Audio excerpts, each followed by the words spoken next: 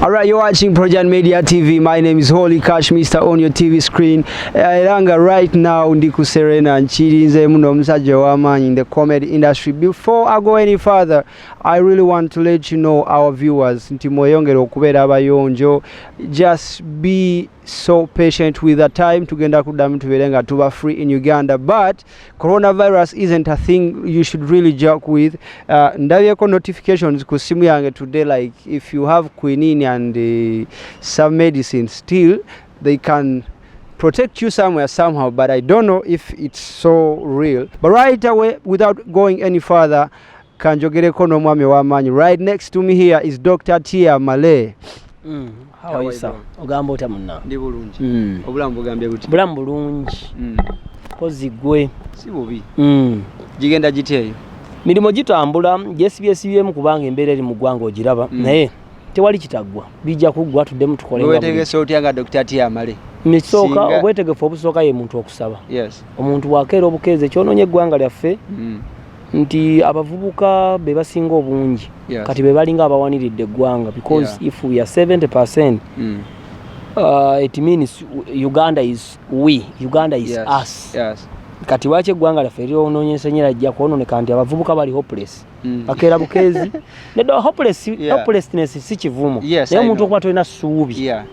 Bakeera bukeezi ne batambula nga tebasabidde eggwanga, tetulina mpisa, ne bakozesa social media nga bwe basanze, tebanaaba muntu obuyonjo kikulu. Omuntu bw'olesa obulirivu etegeeza engeri gy'onaamalako olunaku.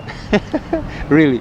Kubanga w'omanyira empisa z'omuntu ne giyasomera ne future ye, singa bakugamba oli akubbako ebisumuluzo nga toliiwo, n'agenda ewuwe ne kamera n'akwata aka video, kyonna kyasangayo bw'alese enju ne bw'ogiteekateeka, because lifestyle is you.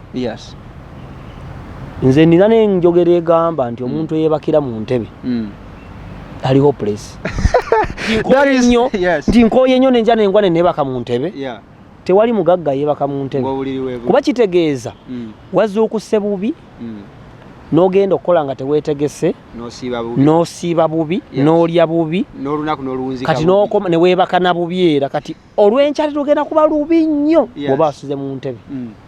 Kuba kitegeeza buli kintu kyonna kyonna okikola nga disorganized. But anyway, yes, owuliddeko nti buli kimu kitandika na buvunaanyizibwa actually kyenyinza ofuna mu speech ye. Olina okubanga buli kimu ekikwatagana ku bulamu bwo kiri well and good. Okitegeera. Oye Dr. Amale, but right away erigwe ayagala okumanya Dr. Amale yani. Of course the question is always like, who is Dr. Amale? Dr. Amale ye Kafeero Innocent Tobi. Azaalibwa Semba Buleeyo. Omukyala Nakijoba Aneti Nowerena. Era Dr. T alina emyaka 27. Yazaalibwa Christmas era tatewere yafa. Oh, sorry. Tate gwe saalabako ogamba otya so.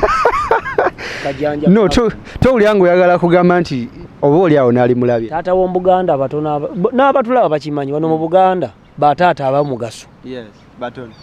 Babeera n'abatulaba bakimanyi. Era buli muntu anava mu sentro taata wo gyali eyo. Gyali eyo. Talina kye yanyamba. So naye wali abayimirirawo, but the ratio of them compared to these ones who support their children is so little. Eyinza okuba nga 1 to 10 abayamba ku baana, eyinza okuba nga 1 to 10 kati 9 kati baba taliiwo sina kye. Omukyalo oyo Nakijoba, omukyalo oyo otera omuzanyako, doesn't she feel like omwana ono anzanyisa nnyo? Sizina kimansulo. Singa mbadde mwogerako nga ndi wali ku stage n'abawala nga tuli bwereere, it would have been an insult. But I talk about her in good terms. I don't think she would feel offended if I'm talking about her in a clean way. In actual sense, you celebrate her? Yes, I celebrate her because she has been there. You know, when God is going to help somebody, he passed through somebody. Because no one has ever seen God.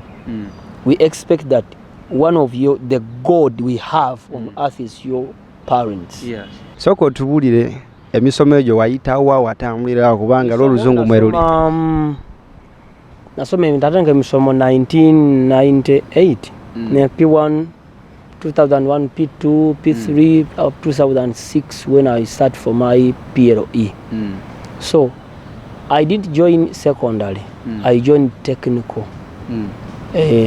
Nagenda esemba bule nensoma ebyemikono kuba mama yagamba nti nze nkuliko obwane byabaganda mama waba wali buli mwa bakwagala siga nti abakwagala bate baliyo ne mama waba wali bakwagala nnyo so kati bwafa obera ku probability kuba taano abadde bakwagala nga wali kusigala ko matenga nomba mitalina busobozi nanga kankutwalo yige ebyemikono so that God forbid but if I die when you are still young you can support yourself and withstand the future.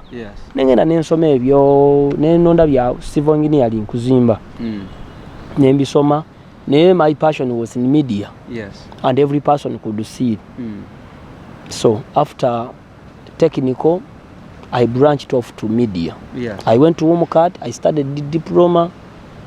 Then I joined the Radio Simba. That was 2013. Nengenda ku Radio Simba. Ndandiko kola. Radio Simba wagisanga otyolo. Radio Simba was my dream radio station because I started listening to Radio Simba nga ndi myaka nali mu P3 bana abantu bombe nkola na baba munna bawuliza nga nkyali muto nembe gomba ninga mama I'm going to work with Radio Simba. So this is like a dream come true. Tikati okola n'abantu bewe gomba. Ranze mama ne mugamba nze nensoma nga abantu bonamba ga ngenda kola ku Simba nga si I haven't ever thought about any radio station. Nemba gamba nti ne bwe ndiva ku Simba sina radio ndaje ndikola. Nengenda ku Simba 2013. Bwe yagala ekintu otekamu amaanyi. Radio Simba is so competitive because it uses art. 90% art and unique art. Yes, of course. All every radio show eriko at radio least ekuzimba atere kusesa. So you can't really get the guts of kantuningeke walala. That's Radio Simba. Na ate Radio Simba natandikira mu program nga nene nga kinetaagisa okugenda ku radio entono so that I can gain confidence. You manyi when you are in Barcelona. Nga Barcelona want to use you in the future. Nkola ya Barcelona kulo ninga mu Tottenham.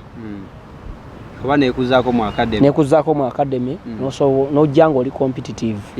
Nengenda ku Soloti for 1 year. Nenkolera Pastor Bujingo. Then I came back Radio Simba in 2016. Soloti yeriko no mwami Senkubuge, right? Yes. Era yantwala. Kwa radio betandike bane byokola bingi ebane emirimu mingi so I was there to give a hand. Nemuyambako netukola. So how do you really be there no government? I have a dream of doing comedy. Let me start it. And how did you really get the confidence? No government. They don't say most of the times we have in Uganda. People are wannabes. Abantu begwanyiza bintu tebabiri. Chovola nti ogende emulago omusomeso omutuufu ne bwamala emyezi 3 nga tasasulwa kimunyiga. But yakulembeza nnyo passion ye. Akulembeza somesa. Kati abantu wano basanga emulago ngolokuba akola bulungi government nemuwa medicine. Nenga yo obulamu bwe bonna ali agala kutunga kyalaani. Kati oyo yagamba oyo mukazi tajja kusobola mwana kumusindika mu musale. Nenga a real nurse or a medical practitioner could have aina love ey'omuntu n'omuntu bwaba kale afudde naye nansi gundi bambi yagezezaako. Abantu bali ku boda sibo bali baagala kyovola nti buli omu yeeyisanga bw'ayagala lwaki nti preparation is poor. We have a poor preparation and always preparation makes the ending before you start. It makes it perfect. No, preparation besides the ending before even you start. That's why for Jesus to come, John the Baptizer must have come before Jesus to make a way to prepare. Even if Jesus was the Son of God, he would have failed if he came without John the Baptizer. Preparation is always good. So, in my mind, and every person who could see me could say, this person is the comedian. So if I went to Radio Simba, then I was in the right place. And Radio Simba could extract even the deep substance in you to make you good, because we have many abilities. Yes. You need to go to a refinery factory so that it can be refined. It's a mode of production. It can even take 3 years to get what exactly are you. Because Amotu went on Radio Simba, ngatayogera bwatyo. But ne Radio Simba yamu fine tuning to the Amotu you are seeing now. So otandika otya n'ogamba kati leero nsazeewo ntandise comedy? It was 2014 and comedy by then was starting to boom. Yes. Then at Radio Simba I was doing a character of Tamale Mirun. It came by a mistake because I was doing an advert with Hot 100, because Hot 100 and Radio Simba, they are the same. Yeah. So they were doing an advert and we are there. Then the producer for Hot 100 called me and said, we want somebody who can speak Ugandanized English. Then I was there. Then I came. It was about properties of the dead. Yeah. These ones, the family members and the society who could come to infringe on the benefits of the widows and the orphans. They wanted a chairman who could speak Ugandanized English for Hot 100. Then I was there. And when I was doing an advert, and I was said, that's Tamale Mirun. I started from there. So from that day, nofuuka Tamale Mirundi. Owalero gwe tulaba. I left Radio Salt FM and I went back to Radio Simba to pursue my career of comedy, because however much I could do many things, but my passion was gazing at comedy. I was looking at comedy gazingly more than media, journalism, news writing, and all that. Omulangira Ndawusa agamba oyo Tamale kati nawe n'olyanga perfectly oinasigala mu character yo by then. Because Radio Simba, the coach knows better. Yes. If the coach says that you can play as a midfielder, definitely you be, because he oversees. Yes. He has an experience. He talks with authority. So go ahead. So Ndaus has brought many people, more than 100 big people in the media who passed through Ndaus's hands. So if Ndaus say you can't sing, it doesn't mean that you can't sing, but you will toil. Yes. Because the word, that statement from Ndaus is very true. If he comes like, you can't sing, try something else, it means you don't. But you can pursue it within years to start dimming. Ndaus singa gantu asobola kuyimba, cyangwa yeah. Asobola kuyimba. Kati kikwetaagisa okufuba nnyo. Never ganti osobola. Then you not take amaanyi matonotono. Kati kambuze today tukula mu characters ezenjawulo. Bizoonto you're really like so versatile today. Ojotya n'ogamba nti ku Dr. T Amale kanyongereko other characters. Oba it's called paradigm shift. Oligolo ali wali twasoma naye. Paradigm shift is the way how things move, the wants, the needs, the desires, the expectation of the audience. Yes. Audience changes day to day. We grew up looking at Jack Chan and Jet Li. Yes. And Jack Chan was, to us, was the funniest man ever. But now Jack Chan is funny. But other people had to come.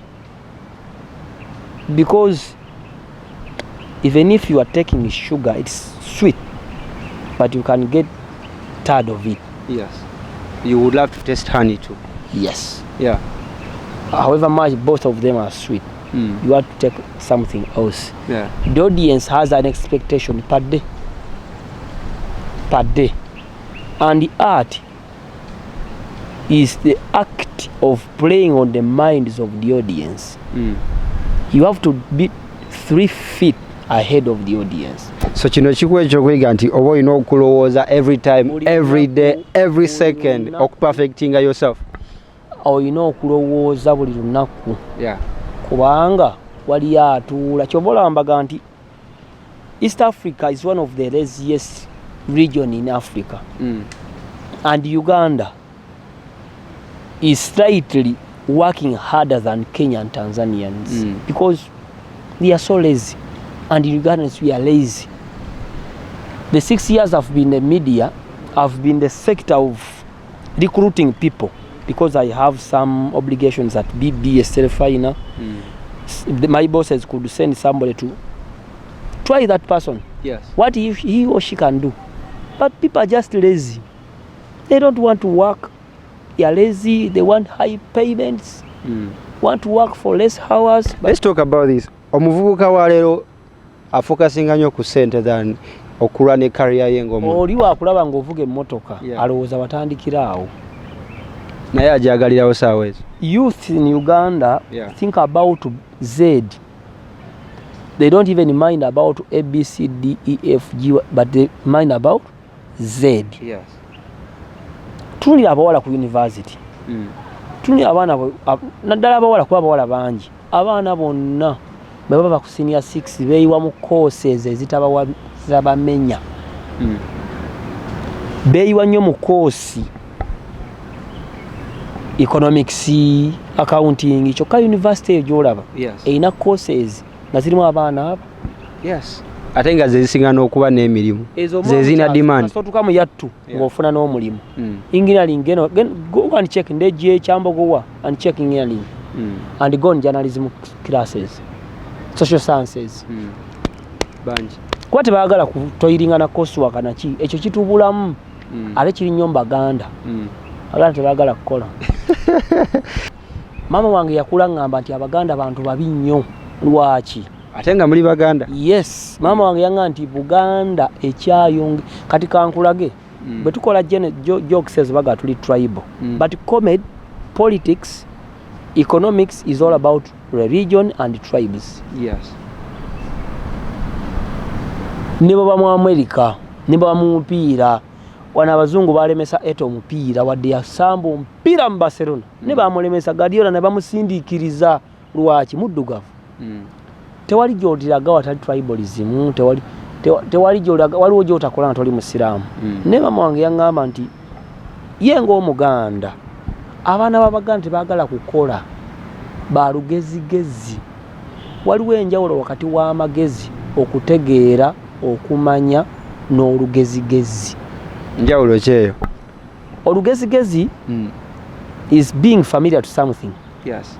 And you stand claim that you know it 100%. Kumbe there is somebody there who knows it. And he's quiet. Kati Facebook eyo giraba. Kati waki Buganda's effect yakwata abantu bonna nti olwokuba nti Buganda ye center n'omugiso akoppa embeera z'abaki. That's why mu politics ano babigambo bingi. Kasiba Ntenga yavuddeyo okwogera.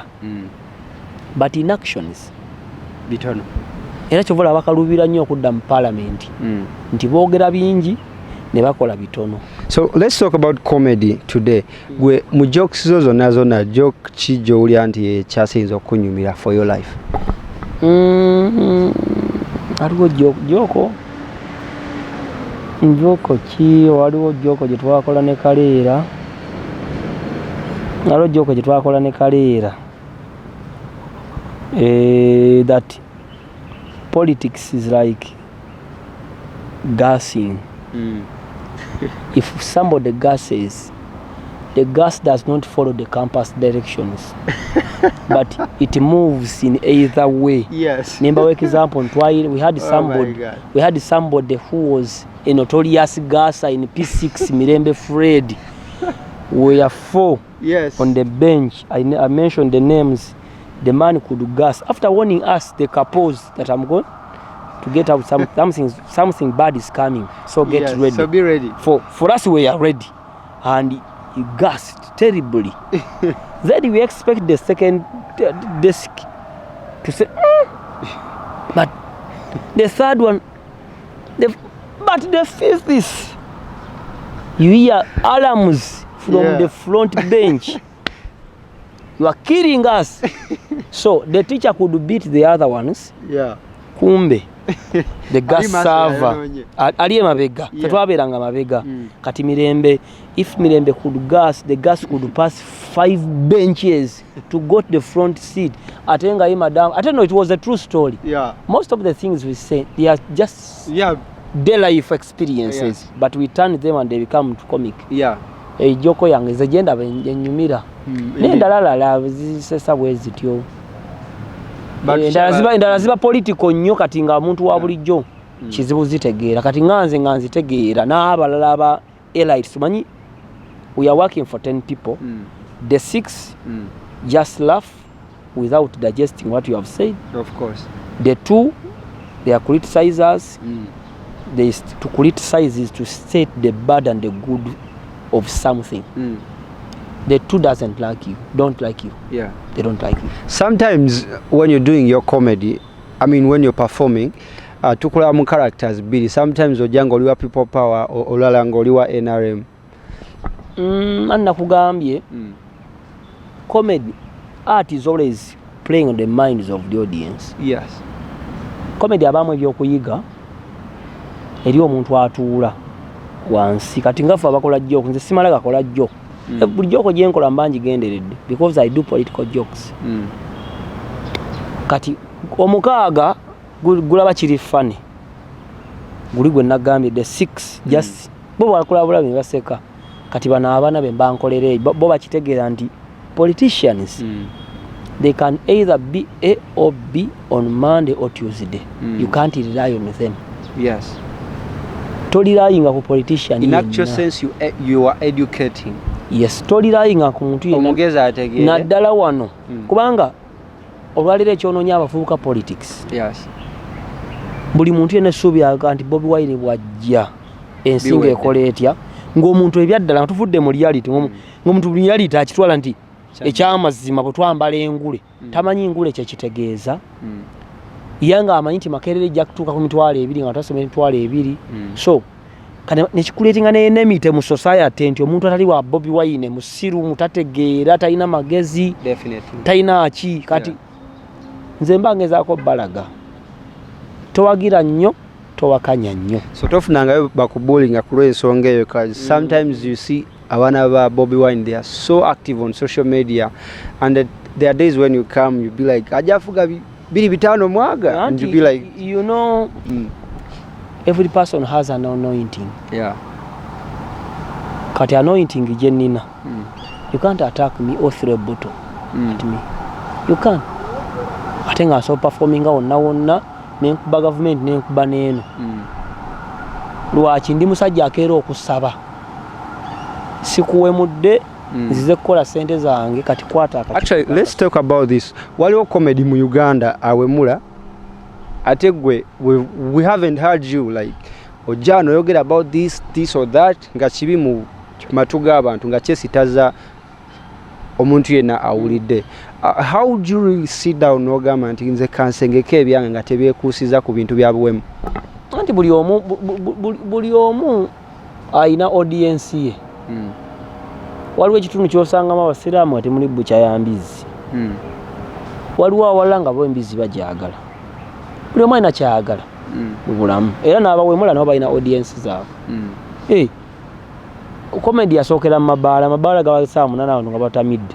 Omuntu kati wawemula nga tebibalya yadde so nzekera n'ensaba kuba ndi musajja musabi musajja mulokole I pray ngenda ku stage n'enkola. Utamala emirundi takwattakingangako being like oze mu character y'amanyage? Aliyo story eze mabega naye kati nganze bwendi omuntu omuyivu simuddamu ne waba akoze ne wansanga onankuba olwi ndi nasoma naye yasoma beerawo nze sikiriza nnyo mu comedy wakutankula muntu anziremu ngire bwena nkola joko yange like recently comedy industry yajja negwamu enchukwawo Alex Muhangi ne Salvador beyekedde bogedde bisongovu Whenever politics enters somewhere, politics is a struggle for power. Politics is a fight for power. Simply, a fight for power. And Salvador said, like, but the comedy store. Politics could even come. Wait. Salvador says, Team Yamuhanji, Yavamu Fun Factory. And there were a group of people nga organizing to have the comedy store ekyasinze mu East Africa. Na ekyagana okubaawo nti omu yakyefuga. Andi kakati nkugambye. The word politics means struggle for power. Yes. But struggling for power, there are those ones who have power, but they are fighting over power.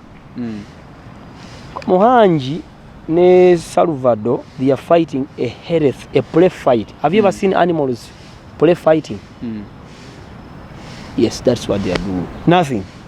So mutecha affecting amirimu jamu government. They are doing a play fight so that they can dominate. When you talk about comedy in Uganda, you mean Muhanji and Alex. So whenever they are, that's a play fight. And we would either be like Dr. Tidero wa performing wa Salvador enchataja kujja wange mu comedy store tekyabaawo kecho. Bakolera nera bakola neri kwa comedian bebamu.